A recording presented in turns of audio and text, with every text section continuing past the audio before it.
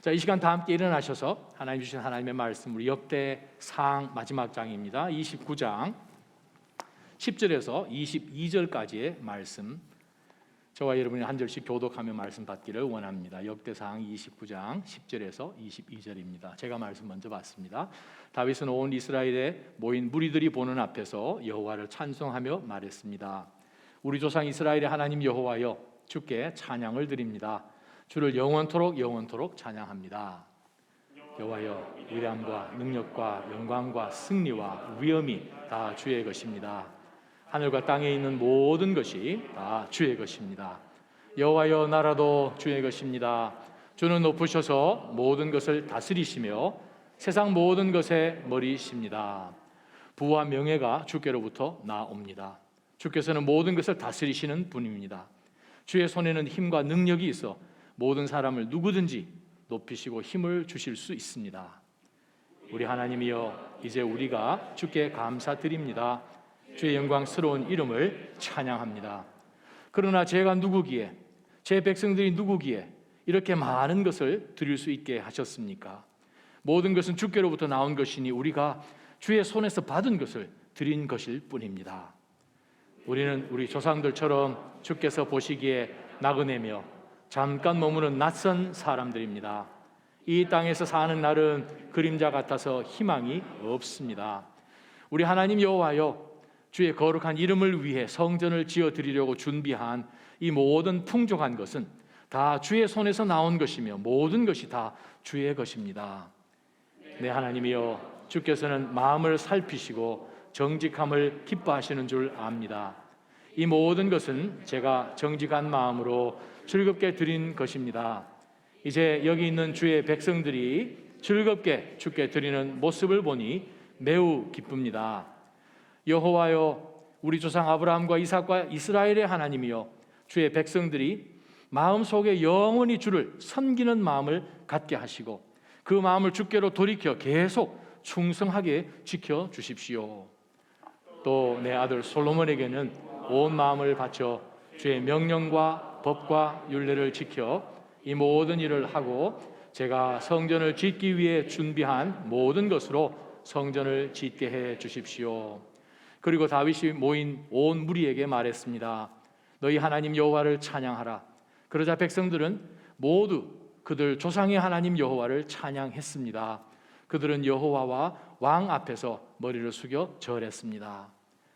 이튿날 그들은 여호와께 제사를 드리고 번제를 바쳤습니다.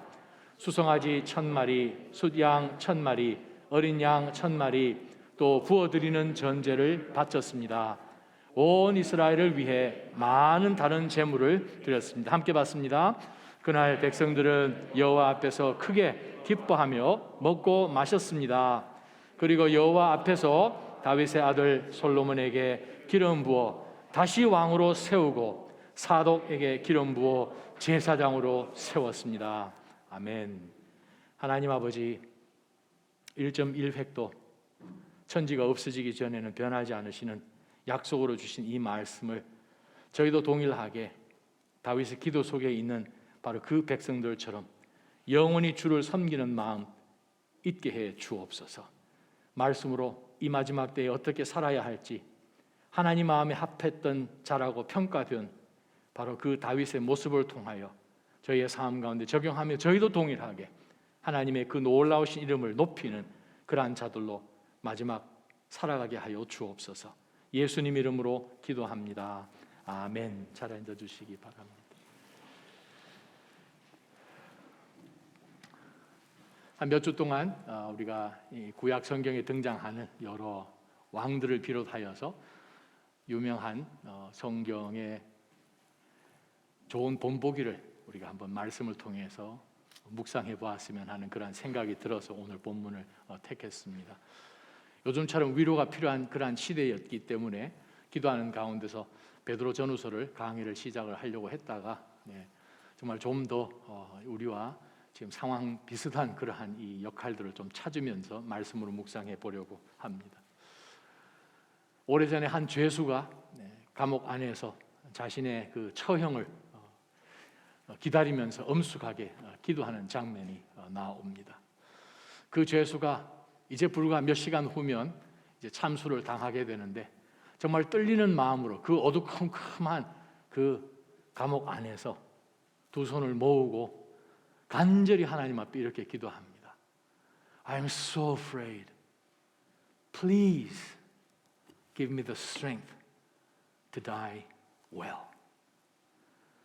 아마 이 영화 여러분 보셨을 것입니다. 정말 바깥에서 비치는 그 달빛이 정말 전사로 살아온 의연한 신념을 갖고 살아온 바로 이 용사에게 정말 마지막 경의를 표하는 것 같은 그러한 모습으로 비치는 장면인데 간절하게 그는 기도했지만 하나님은 응답하지 않으셨습니다. 아무 응답 소리가 없었습니다. 그러나 그가 지금까지 평생을 그렇게 신의를 갖고 신실하게 살아올 수 있도록 분명하게 주신 마음 가운데 있는 그 열정 따라왔기 때문에 하나님이 반드시 자기의 기도를 응답해 주시리라고 그는 확신한 것처럼 보입니다. 그가 간절히 기도한 이유가 있죠.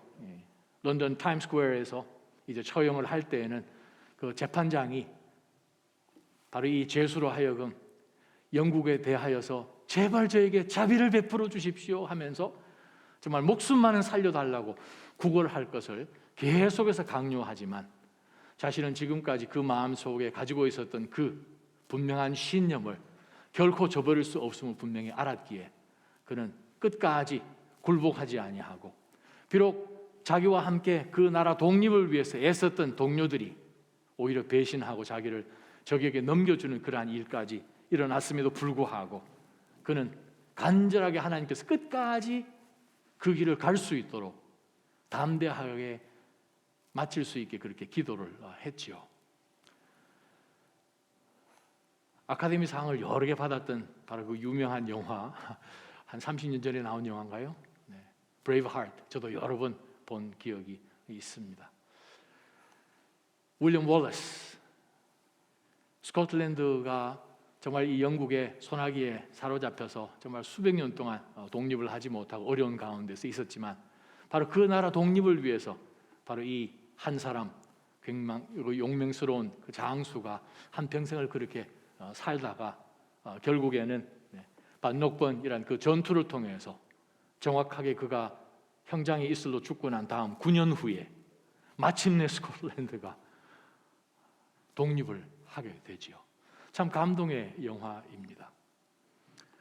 본인이 정말 너무나 사랑하는 그 조국이 독립하는 것을 꼭 보고 싶었지만 허락되지 않았다는 것이죠.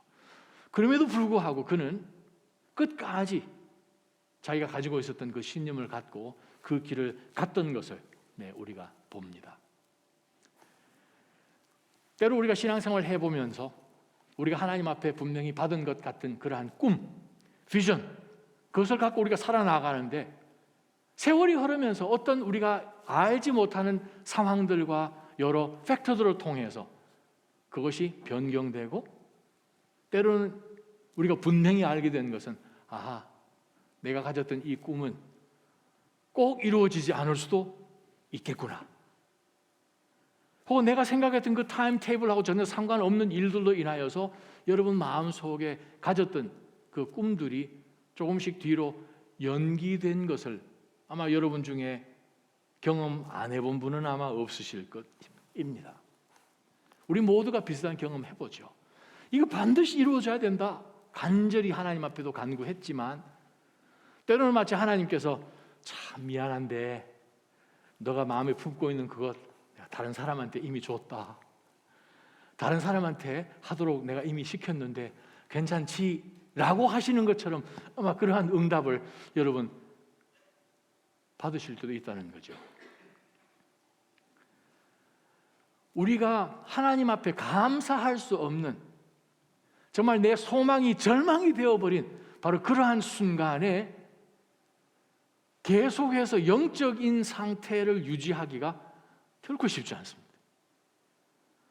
우리가 원했던 정말 간절히 원했던 이걸 위해서 투자한 것이 얼마인데 이걸 위해서 내가 얼마나 많은 열정과 물질과 이걸 위해서 다 모든 것 스케줄까지 조절하면서 이걸 얻고자 했는데 때로는 그것을 얻지 못하는 그러한 현실이 있죠. 그럴 때는 우리는 하나님 앞에 삐치지 않습니까? 원망스럽고 또 하나님을 향한 그 원망이 때로는 사람들에게까지 타겟이 되어서 화를 내고 정말 내 상황이 너무 힘들어서 그냥 그 자리에 주저앉아 버리는 그러한 일들 우리는 한두 번 경험해 보지요. 저는 너무 두려운 것이 하나님 어떻게 하시려고 그러나. 왜냐하면 금요일 아침에 무슨 이메일이 왔거든요. 2년 반 전에 저희가 캠브리지 하나님 혹시 주께서 뜻하시면 이 지역에 정말 저희가 전도지를 들고 저희 교회 많은 분들이 1:1 양육자반까지 하셨는데 이걸 써먹어야 될 거 아닙니까? 하나님 이 지역에 80마일 내에 대학교가 200개가 되는데 하나님 어떻게 하시겠습니까? 간절한 마음으로 저희 교회 몇 분 집사님들과 함께 캠브리지에 있는 교회를 찾아가서 혹시 여기에 교실 하나 빌릴 수 없습니까? 몇 번을 컨택하고 아무 일도 벌어지지 않고 팬데믹이 오고 만 2년 동안 정말 정체가 되었었는데 그때 제가 참석했던 그 예배 주보를 아직까지 제가 간직하고 있습니다. 하나님 어떡하십니까? 정말 하고 싶습니다. 이 젊은 청년들 어떻게 하면 좋겠습니까? 에머스드에서 그 젊은 청년들 이야기를 듣고 정말 일주일 동안 밤을 지새우면서 울면서 기도했던 그러한 것들도 생각이 나서 이 보스턴 땅을 제가 떠날 수가 없는데 하나님 어떡합니까? 그러다가 작년 네이팔 모임에 참석을 하게 되고 그곳에서 미국 전체 PCA 상임 총무 목사님을 만나게 되고 저희 교회의 꿈, 기도해왔던 것 나눴고 그런 가운데서 그분이 도와주셔서 컨택이 시작이 되고 Finally 여러분에게 제일 먼저 공개합니다. 지난 금요일 오전에 Final Green Light 일주일에 2번 쓸 수 있도록 허락하겠습니다. 결정했습니다. 할렐루야. 목요일 저녁과 또 주일 오후에 저희가 그 교실 하나를 사용하도록 그 교회에서 최종적으로 결정을 하셨습니다. 그런데 제 마음 가운데는요, 이걸 위해서 기도하고 2년 반을 기다렸고 계속해서 기도하며 컨택하고 우리가 할 수 있는 걸 다 했는데 혹시 하나님께서 너희는 교회만 빌리는 그 일까지만 해라. 그 다음에는 다른 사람들 시켰다라고 혹시 하나님이 하실까 봐 그러한 마음이 저한테는 있다는 거죠. 왜냐하면 하나님께서는 그런 일들 하시거든요. 우리가 그럴 때는 하나님 앞에 너무나 답답하고 섭섭하고 하나님 배신감 느껴요. 막 이렇게 나올 것 아닙니까? 우리가 오늘 본문을 이해하려면 그 배경을 이해해야 오늘 다윗이 하나님 앞에 온 백성들 앞에 어떤 일들이 그동안 일어났는지 하나님 앞에 또 이렇게 큰 예배를 드릴 수 있었는지를 우리가 이해하게 될 것입니다. 여러분 잘 아시잖아요. 다윗이 누굽니까? 다윗은 이스라엘의 2번째 왕이죠. 통일 왕국의 사울을 대신하여서 다음으로 이대로 해서 왕으로 정말 통치를 잘했죠. 하나님이 도와주셨죠. 정말 구약에 등장하는 모든 왕들의 유일한 기준이 되는 사람이 그의 선조 다윗처럼 바로 그 다윗, 하나님이 도와주셔서 용맹스럽게 그는 맡겨주신 그 일들을 잘 감당했다는 말이죠. 그가 왕이 되고 예루살렘으로 도성을 옮기고 그러한 가운데서 적에게 빼앗겼던 바로 그 법궤까지 이제 드리고 와서 이제 예루살렘 성으로 데리고 들어가고 하는 가운데서 다윗이 너무나 좋아서 왕이 그냥 채색 옷을 입고 고운 삼배 옷을 갖춰 입었지만 그 법궤 들어가는 것 앞에서 그냥 춤을 추는 가운데 자기 아내로부터 핀잔을 들을 만큼 채통이고 뭐고 없이 그는 춤을 추면서 하나님의 법궤가 성 안으로 들어가는 것을 기뻐했다는 것이죠. 그러한 가운데 다윗의 소원이 하나 있었습니다. 평생 소원이라고 할 수 있죠. 그가 하루는 아니 나는 이렇게 백향목으로 지은 이 왕궁에 사는데 아니 하나님은 어떻게 천막에 살 수 이거는 아니지 않습니까? 하나님께서 정말 좋은 성전에 계셔야 되지 않습니까? 17장 1절에 등장하죠. 그래서 그 하나님 앞에 간절한 마음을 갖고 하나님 제가 하나님을 위해서 정말 성전을 꼭 하나 지었으면 좋겠습니다. 이게 제 소원입니다. 했을 때 이미 하나님은 그의 마음을 아시고 나단 선지자에게 말씀하시죠. 나단아, 빨리 다윗에게 가서 얘기해 줘야 되겠다. 너무 늦게 얘기해 주면 더 섭섭할 것 같아서 빨리 얘기해 주라. 하나님이 주신 메시지가 뭡니까? 다윗 참 미안한데 하나님께서는 성전 짓는 것이 너가 할 일이 아니고 너 아들 중에 하나 하려고 작정하셨다고 그 말 빨리 전해라. 나단이 가서 전하지요. 그러면 우리 같으면 보통 어떻게 반응합니까? This is my idea. I was the one who started. 얼마나 그렇게 할 수 있는 그러한 상황 속에서 내가 하고 싶었는데 하는 그러한 상황 속에서 다윗은 영적인 영적인 영성을 잊어버리지 않았다. 우리가 이 다윗을 통해서 배울 것이 하나 있습니다. 다윗은 정말 하나님의 마음에 합한 자거든요. 하나님께서 마음에 무엇을 갖고 계신지를 잘 알아서 그것을 잘 긁어드리는, 하나님을 정말 기쁘게 해드리는 그러한 사람이었음을 성경에서 유일하게 그렇게 평가된, 성령께서 평가하셨던, 왜냐하면 스데반의 메시지를 통해서 주신 말씀이니까. 자, 그렇게 볼 때에 우리가 오늘 본문을 통해서 우리는 실망하여서 그냥 이렇게 할 것 같은데 그 상황 속에서 어떻게 그것을 더 큰 복으로 변화시키는지를 오늘 다윗을 통해서 우리가 한번 살펴보았으면 합니다. 때로는 우리가 신앙생활하고 기도하는 가운데서 하나님 앞에 간구하며 중보하며 요청했던 그 많은 기도 제목들이 때로는 하나님이 No 라고 대답하실 때가 있잖아요. 허락 안 해주실 때가 있잖아요. 실망하죠.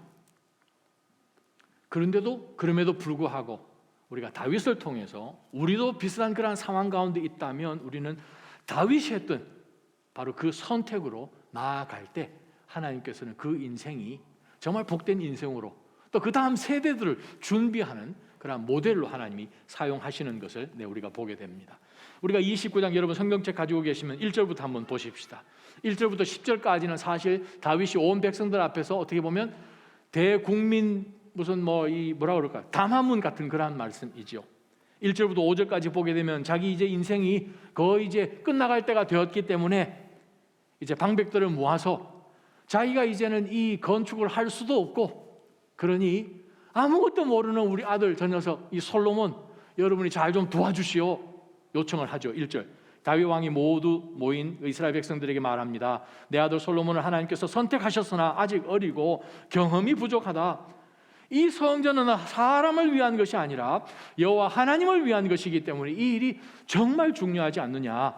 자, 그래서 5절까지 보게 되면 나는 이러이러한 것을 하나님 성전 건축을 위해서 준비했다라고 이야기를 합니다. 2절 하나님의 성전을 위해 내가 온 힘을 다해 준비해 둔 것이 이러이러하다. 2절 하반절에 많이 준비했다. 3절 거룩한 성전을 위해 내가 준비한 것에 더해 하나님의 성전에 바칠 마음으로 내가 가진 금은을 또 하나님 앞에 성전에 드린다. 또 오빌의 금 3,000달란트, 수는 7,000달란트, 성전 벽을 덮고 금은으로 그릇을 만들고 기술자들이 하는 모든 일을 하게 할 것이다. 그러니 오늘 누가 여호와께 자신의 것을 기꺼이 기쁨으로 드리겠느냐. 먼저 이 다윗이 하나님께서 주신 그 마음, 비록 자기가 성전 건축을 시작할 수도 완성할 수도 없지만 그것을 위해서 다윗은 내가 할 수 있는 일, 비록 내가 성전을 완성하지는 못하지만 내가 할 수 있는 일을 얼마든지 할 수 있다 하는 그 가운데서 본을 보이며 최선을 다해 온 힘으로 하나님의 성전, 왜 여호와 일이니까, 여호와께서 기뻐하실 일이니까 기특한 일이죠. 그렇게 한 것을 이야기를 했더니 6절부터 9절까지 백성들도 똑같이 한결같이 기쁜 마음으로 자신들도 힘을 다하여서 하나님 앞에 즐겁게 드리는 내용이 10절까지의 내용입니다. 그래서 9절 하반절 보게 되면 다윗 왕도 이들이 마음을 다해서 기쁨으로 여호와께 드렸기 때문에 무척 기뻤습니다 라는 것으로 9절이 끝나죠. 자, 이제 10절부터 사실은 19절까지가 다윗이 하나님 앞에 나와서 기도하는 내용입니다. 1대1 우리가 하게 되면 여기서 암송 구절도 우리가 암송했었죠. 자, 바로 이 위대한 이 마지막 큰 백성들 앞에서 드리는 예배를 통해서 때로는 우리가 하나님 앞에서 실망하고 우리가 원하는 대로 상황이 벌어지지 않아서 좌절할 때에 우리가 그냥 다 치워버려라 하는 것이 아니라 그 자리에서 하나님께서 왜 이렇게 하시는가? 그러면 상황이 어떻게 됐든지 간에 내가 해야 될 것이 무엇인가 하는 그것을 우리가 다윗으로부터 한 수 배우고자 합니다. 첫 번째부터 영적 교훈을 우리가 한번 찾아보십시다. 그러면 자 10절 봅니다. 다윗은 온 이스라엘에 모인 무리들이 보는 앞에서 여호와를 찬송하며 말했습니다. 우리 조상 이스라엘의 하나님 여호와여, 주께 찬양을 드립니다. 주를 영원토록 찬양합니다. 여호와여, 위대함과 능력과 영광과 승리와 위엄이 다 주의 것입니다. 하늘과 땅에 있는 모든 것이 다 주의 것입니다. 여호와여, 나라도 주의 것입니다. 주는 높으셔서 모든 것을 다스리시고 세상 모든 것의 머리십니다. 부와 명예가 주께로부터 나옵니다. 주께서는 모든 것을 다스리시는 분이십니다. 주의 손에는 힘과 능력이 있어 모든 사람을 누구든지 높이시고 힘을 주실 수 있는 분이십니다. 우리 하나님이여, 이제 우리가 주께 감사드립니다. 주의 영광스러운 이름을 찬양합니다.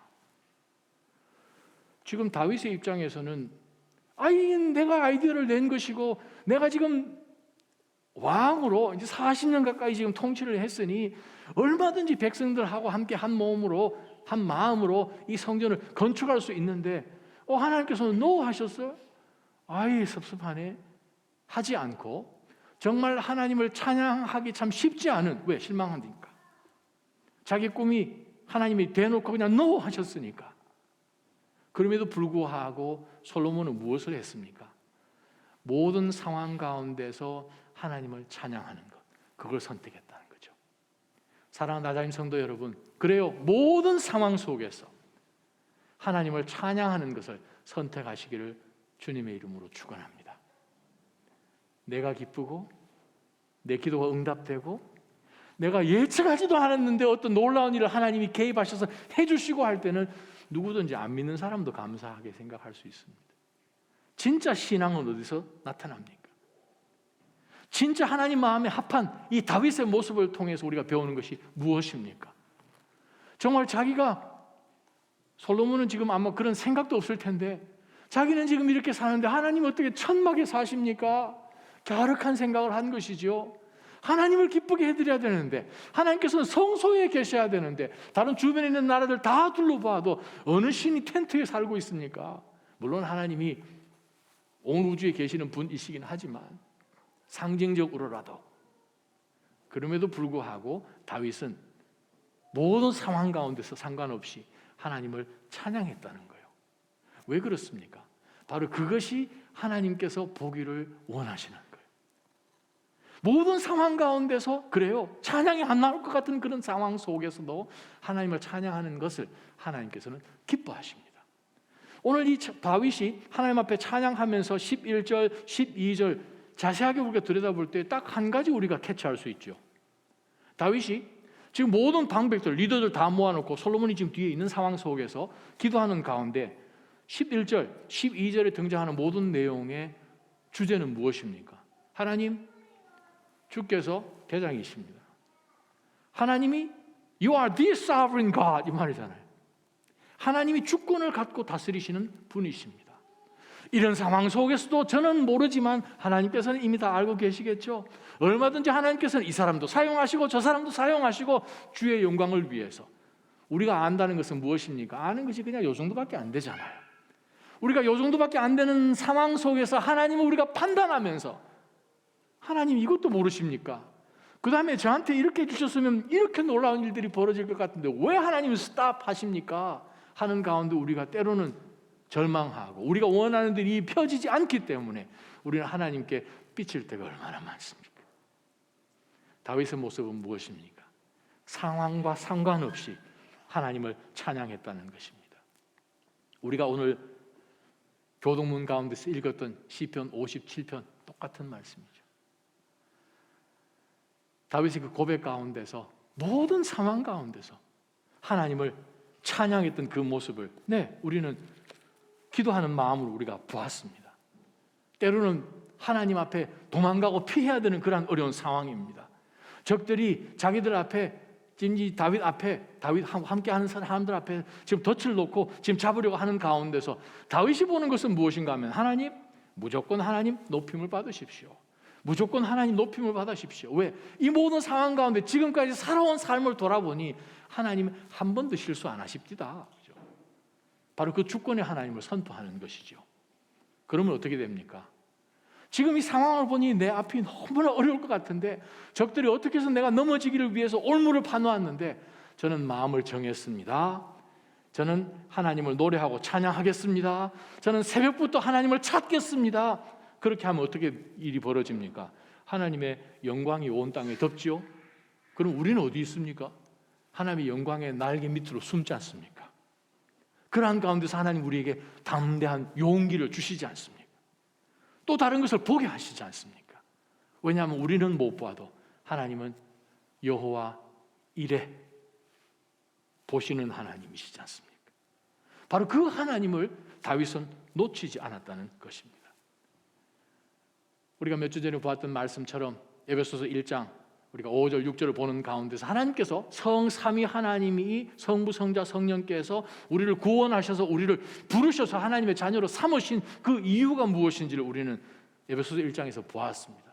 성령 하나님이 우리를 간섭하셔도, 성자 예수 그리스도께서 오셔서 십자가에 우리를 대신하여서 십자가 죽으셔도 이 모든 사건들이 기억나고 깨닫도록 성령 하나님이 간섭하셨을 때의 결과는 딱 한 가지였죠. 뭐였습니까? 하나님을 찬미하는 거였다는 거죠. 성부가 개입하여도, 성자가 개입하여도, 성령 하나님이 개입하셔도 우리는 어떤 상황과 상관없이 여호와를 찬미하는 것이 성삼위 하나님께서 우리 속에서 보기를 원하시는 한 가지라는 거예요. 어려운 상황 속에서 하나님 찬양할 수 있기를 주님의 이름으로 축원합니다. 어떤 상황 속에서도 우리가 구원받은 그 은혜를 기억하면서 하나님을 찬미하시기를 주님의 이름으로 축원합니다. 두 번째 말씀 찾아보십시다. 우리가 14절부터 보게 되면 다윗이 무엇을 고백하는가 하니 한번 보십시다. 그러나 제가 누구길래, 제 백성이 누구기에 이렇게 많은 것을 드릴 수 있게 하셨습니까? 모든 것은 주께로부터 나온 것이니 우리가 주의 손에서 받은 것을 그냥 드린 것일 뿐입니다. 우리는 우리 조상들처럼 주께서 보시기에 나그네며 잠깐 머무는 낯선 사람들입니다. 이 땅에서 사는 날은 그림자 같아서 희망이 없지 않습니까? 우리 하나님 여호와여, 주의 거룩한 이름을 위해 성전을 지어 드리려고 준비한 이 모든 풍족한 것은 다 주의 손에서 나온 것이며 모든 것이 주의 것입니다. 자, 다윗의 기도 가운데서 두 번째 붙을 영적 교훈이 바로 14절, 15절, 16절, 17절까지 말씀이죠. 무엇입니까? 하나님, 좀 말씀드리기가 좀 그런데 뭐 제가 이렇게 드린 것이나 백성들이 기뻐하는 마음으로 드린 것이나 하나님 감사한 것은 저희에게 드릴 수 있는 마음 주셔서 감사합니다. 왜 그런가? 하나님이 공급자이심을 선포했다는 거예요. 이것 쉽지 않습니다. 하나님이 공급자이심을 선포하면서 고백을 하면 얼마나 놀라운 일이 있은지를 다윗은 너무나 잘 알았고 오늘 본문 가운데서 하나님께서 영광 가운데 성전에 임재하시고 그 백성들을 영원토록 다스리시고 공급하시는 바로 하나님이신 것을 우리는 알지요. 다윗은 지금 이 14절부터 17절까지 여러분 눈치채셨죠? 자기 자신을 지금 높이지 않습니다. 자신을 높이지도 않고 백성들로부터 영광을 하나님께로 올라갈 영광을 취하지도 않는 것을 우리가 보게 됩니다. 우리가 주어진 어떤 상황에 빠지든 우리가 하나님 앞에 주님은 우리의 공급자이시고 주님은 우리의 다스리시는 분이시고 하나님으로부터 모든 빛의 아버지로부터 오니 저희가 할 수 있는 것은 이것을 통해서 하나님께 하나님의 영광을 위해서 올려드리는 그것이 우리에게 복이 될 줄 믿습니다 하고 지금 드린 거거든요.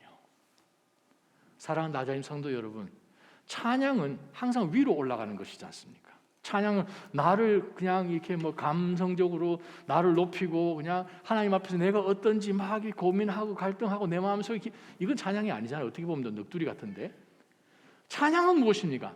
포커스가 유일무이하게 하나님이지 않습니까? 그러면 우리가 찬양하는 가운데서 왜 하나님을 봐야 합니까? 하나님을 보면 우리가 이렇게 크게 느껴졌던 그 모든 것들이 정말 아무것도 아니구나 라는 것을 깨닫게 해주시죠. 하나님께서 공급주이심을 알게 하시잖아요. 여러분 너무나 좋아하시는 말씀 이사야 40장 독수리 날개치며 올라가는 그 구절을 너무 좋아하시잖아요. 청년도 장성도 그냥 넘어지고 자빠지지만 여호와를 앙망하는 자 정말 넘어지지 않고 독수리 날개치듯 그냥 올라가는 그 말씀 너무나 좋아하시잖아요. 그런데 25절 26절을 보게 되면 바로 그러한 지금 상태에 있는 이스라엘에게 하나님 말씀하시는 야 야곱아. 구약 성경에서 야곱이라고 부르는 그 이유는 좀 네거티브한 그런 의미입니다. 이스라엘이라고 하면 조금 구약 신학적으로 좀 긍정적인 표현인데 야곱아 왜 너는 하나님이 우리 버리셨네 이상한 소리 하느냐 라고 하시면서 이사야를 통해서 하나님께서 이스라엘에게 주신 메시지가 무엇입니까? 여러분 혹시 성경책 가지고 계시면 한번 펴보시기 바랍니다. 이사야 40장이죠. 25절에 하나님이 이스라엘 백성들에게 이런 질문을 하십니다. 너희는 나를 누구와 견주고 싶으냐? 누구와 컴페어하기 원하느냐? 내가 누구와 같겠느냐? 나는 거룩한 하나님인데 거룩한 하나님 말씀하신다. 자, 그 다음에 보세요. 마치 다윗이 14절 15절에서 하나님 앞에 간절히 간구했던 그러한 모습처럼 무엇을 하나님께서 이스라엘로 하여금 보게 하시는 거 하니 이렇습니다. 이스라엘아 눈을 높이 들어 위를 쳐다보라. 위를 쳐다보면 뭐 있습니까? 누가 이 모든 것을 창조했느냐? 그분은 별자리들을 하나하나 군대에서 일렬로 불러다가 그냥 이름 점호하는 것처럼 각각 이름대로 부르시는 분이시다. 그분의 능력은 크시고 힘은 강하시고 하나도 빠지지 않고 다 부르시는 분이심을 찾도록 하는 것이죠. 바로 그것을 우리는 다윗을 통해서 오늘 보죠. 영원하신 하나님이요. 때로는 우리가 생각할 때 우리가 한 것처럼 생각하지만 정말 공급주는 하나님이시구나 하는 그것을 우리가 깨닫게 되면 어떤 상황 속에서든 우리는 절망하지 않을 수 있지요. 저와 여러분 사는 인생이 어떻습니까? 나그네 인생이죠. 다윗이 그렇게 고백을 합니다. 우리는 우리 조상들처럼 주께서 보시기에는 나그네, 잠깐 머무는 사람, 세 번째 낯선 사람. 우리가 영원할 것 같지요? 잠깐 지나가지 않습니까? 잠깐 지나가는 이 소망이 없는 것 같은 이 세상 가운데서 우리가 포커스를 두어야 되는 것은 영원하신 그분에게 포커스를 두는 것이죠. 그래서 베드로 사도도 베드로전서 1장에 정말 갑바도기아를 비롯하여서 그 주변 소아시아 지방에 흩어져 사는 나그네들 같은 우리 인생들이요, 나그네 같은 우리 그리스도인들에게 우리의 소망이 절대 이 땅에 있지 않음을 베드로 사도는 그들을 권면한 것이죠. 왜? 우리는 여기서 나그네거든요. 나그네라는 의미는 정말 위에서 공급해 주신 그것이 없으면 우리는 아무것이 아닙니다라는 그 의미이지 않습니까? 로마서 15장 말씀 제가 여러분에 읽어드립니다. 이새의 뿌리 곧 이방 사람들을 다스리기 위해 일어나시는 이가 있으리니 이방 사람들은 그 안에 소망을 둘 것이다. 13절 이제 소망의 하나님께서 여러분의 믿음 생활 가운데 이방인이죠. 로마 사람들이니까 모든 기쁨과 평강을 충만하게 하셔서 성령의 능력으로 소망이 흘러넘치게 하시기를 빕니다 라고 로마서는 말씀을 하시네요. 이 땅 가운데는 소망이 없고 우리도 소망이 없습니다. 왜? 나그네니까 낯선 사람이고 지나가는 사람이라는 거예요. 그러한 가운데서 우리가 어디에 포커스를 두면서 살아가야 할 것인가? 그래요. 모든 것은 빛의 아버지신 하나님으로부터 온 것임을, 공급자가 하나님이심을 다윗은 우리에게 가르치고 있습니다. 그러면 하나님이 뭐로 응답하십니까? 기쁨으로 응답하세요. 어차피 주시는 것은 하나님이세요. 그러한 것을 통해서 하나님이 왜 주셨는지를 깨닫고 그것을 하나님 앞에 내어드릴 때 그것을 통해서 하나님께서는 놀라운 일을 행하시고 주시는 분이 어차피 하나님이시니 우리의 그 기쁜 마음을 통하여서 하나님은 계속 부어주시지요. 문인수라는 분이 그리스도인의 착각 25시라는 책에서 이런 글이 있었습니다. 우리나라 사람들 60%가 살고 있다는 아파트, 그곳에 살려면 한 달에 관리비만 2-30만 원 내야 합니다. 하지만 그 돈 없다고 못 내는 사람 거의 없죠. 요즘 웬만한 중형차에 기름 넣으려면 최소 10만 원입니다. 그래도 다들 기름 잘 넣고 다닙니다. 노후 연금보험도 내야 하죠. 적어도 1년에 한두 번은 여행도 가야 되고 옷도 사야 되고 외식도 해야 되죠. 쓸 거 다 쓰고 좀 남으면 그때서야 간신히 헌금을 고려해 봅니다. 하지만 하나님 나라와 그 영광을 위해 자신의 것을 아낌없이 드리는 사람이 있습니다. 요즘 말로 표현하면 offering poor라고 합니다. 그런데 이분은 이렇게 이야기합니다. 하지만 정확히 표현하면 offering poor가 아니라 offering rich입니다. 헌금을 아끼지 않고 감사하는 마음으로 드리는 사람이죠. 헌금 때문에 당장은 통장에서 돈이 빠져나가는 것 같고 눈으로 보기엔 재산이 줄어들기 때문에 가난해지는 것처럼 보이기는 하지만 사실은 그들이 진정한 부자입니다. 하늘 창고에 차곡차곡 쌓이고 있다는 사실을 아는 자들이기 때문입니다. 그래서 마음은 더 풍요로울 뿐만 아니라 은혜가 넘치고 오히려 더 드리지 못해 안달난 사람들입니다. 자원봉사를 하고 기부를 하는 사람들이 공통적으로 하는 말이 있지요. 내 시간과 돈을 들여 자원봉사를 하는데 오히려 내가 배우고 얻는 것이 더 많습니다. 바쁜 시간을 쪼개서 교회에서 봉사하고 통장 잔고는 점점 줄어드는데도 오히려 많은 것을 배우고 얻어서 감사하다는 말, 묘한 반전의 매력이 있지요. 하면 할수록 기쁘고 감사한 것은 하나님께 드림이지요. 더 하고 싶어지지요. 그것을 통해 하나님 나라가 확장되는 모습을 바라보면 그렇게 기쁠 수가 없습니다. 어려운 이웃, 선교지에서 웃음을 되찾고 아픈 이들이 회복되고 하늘의 복음이 더 널리 퍼져나가지요. 하나님의 자녀로서 그보다 더 기쁜 일 어디 있겠습니까? 제가 이 글을 보면서 정말 공감이 되었다는 거죠. 여러분도 공감하실 겁니다. 그래요. 다윗이 깨달은 거 그거예요. 공급자 하나님 거. 하나님 거 가지고 하나님 위해 쓰는 거.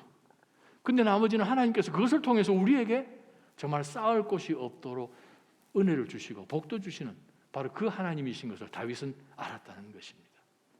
모든 상황 속에서 바로 그 하나님을 찾기를 주님의 이름으로 축원합니다. 나은혜 같은 인생에서 이 땅 인베스트하는 것이 아니라 영원한 하나님 나라를 위해서 인베스트하는 것을 우리는 다윗의 기도를 통해서 보았습니다. 세 번째 말씀 볼까요? 18절부터 19절까지 말씀입니다. 이렇게 찬양했을 때 우리로 하여금 보통 사람이면 그런 상황 속에서 그러한 찬양과 감사가 안 나올 것 같은데 이 찬양 속에서 그러한 상황 속에서 하나님 앞에 영광을 올려드렸을 때는 무슨 일이 벌어지는가? 주변 사람들이 변합니다.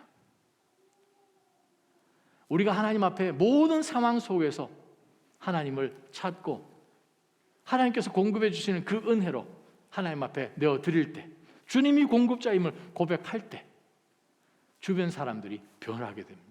어떻게 변하는지 한번 볼까요? 여호와여 우리 조상 아브라함과 이삭과 야곱의 하나님이시여 주의 백성들이 마음속에 영원히 주를 섬기는 마음을 갖게 해주시고 그 마음을 주께로 돌이켜 계속 충성하게 이처럼 해주십시오. 기도를 합니다. 19절 뒤에서 지금 솔로몬이 있어요. 제 아들 솔로몬에게는 온 마음을 바쳐서 주의 명령과 법과 율례를 지켜 이 모든 일을 하고 제가 성전을 짓기 위해 준비한 모든 것으로 성전을 꼭 짓게 해주십시오 라는 중보 기도를 뒤에서 듣고 있는 솔로몬이 무엇을 배웠겠습니까? 그 아버지의 등을 통해서 무엇을 배웠을까요? 아, 이렇게 섬기는구나. 백성들 이렇게 섬기는구나.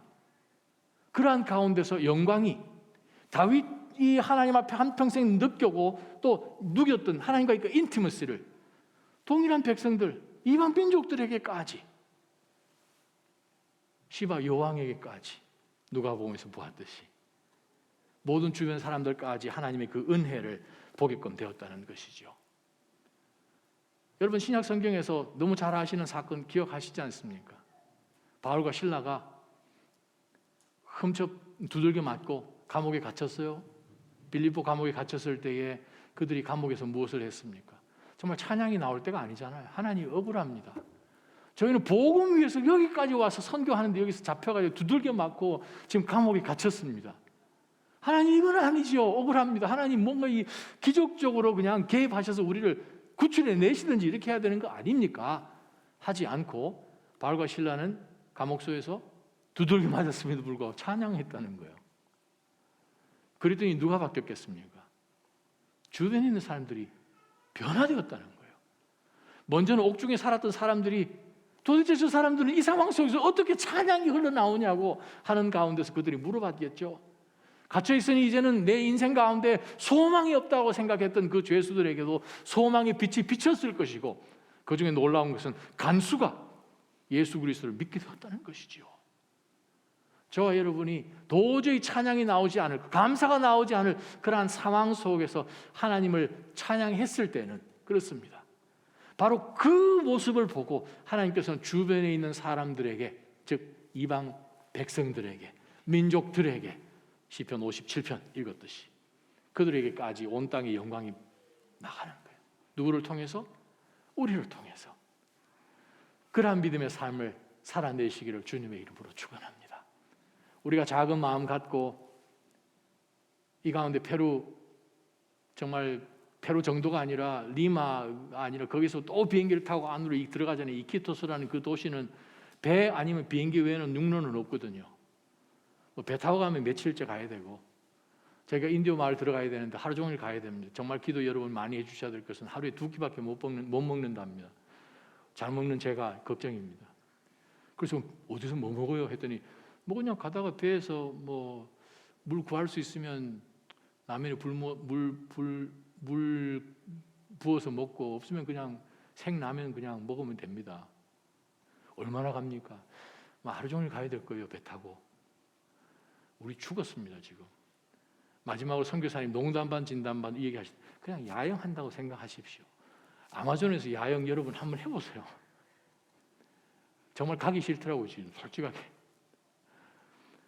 여러분, 우리가 다음 주일부터 정말 그 지역에 우리의 작은 이 된장 한 통 가지고, 아니면 누가 입을지 모르지만 작은 옷 하나 가지고 어떤 일이 벌어질지는 only God knows. 그러한 가운데서 우리가 하나님을, 나도 힘든데 그것이 아니라, 나도 하나님 앞에 삐쳤는데 그게 아니라, 우리를 통해서 하나님의 영광이 정말 온 지면 가운데 비치기를 원하십니까? 하나님 저를 사용해 주십시오 하는 가운데서 우리를 통해서 다음 세대들이 신앙 가운데 또 배우고, 저들도 동일하게 영원토록 하나님을 그렇게 섬길 수 있는 그러한 야곱의 세대가 되기를 주님의 이름으로 축원합니다. 우리 한번 기도하며 하나님 앞에 나가십시다. 살아서 역사하시는 하나님 아버지, 이 다윗의 간절한 주님 앞에 드리는 이 기도와 온 백성이 정말 하나가 되어서 성령이 그들 마음을 움직여 주심으로 주께서 기쁜 마음을, 즐겨 드리는 마음을 허락하셔서 하나님을 위하여서 성소를 짓는 그 놀라운 위대한 일을 시작해 하신 하나님을 찬양합니다. 온 우주 가운데 어떤 우주가 하나님이 창조하셨는데 하나님께서 거하실 수 있는 가장 완벽한 곳이 있겠습니까? 그러나 성령께서는 우리 주 예수 그리스도의 그 십자가 공로 의지하여서 우리 안에 하나님의 영이 들어와서 내재해 계시고, 우리로 하여금 거룩한 성소로 만들어 주셨으니 우리의 생각하는 것이나 계획하고 의도하는 모든 것 가운데 하나님이 저희 마음을 감찰하여 주셔서 하나님의 영광이 되는 삶을 살아내게 하여 주옵소서. 사나 죽으나 저희가 하나님의 것 아닙니까? 하나님, 저희를 통해서 하나님의 놀라우신 그 이름이 높임을 받으실 수 있도록 저희를 마음껏 사용하여 주옵소서. 이 교회를 그렇게 사용하여 주옵소서. 예수님의 이름으로 간절히 기도합니다.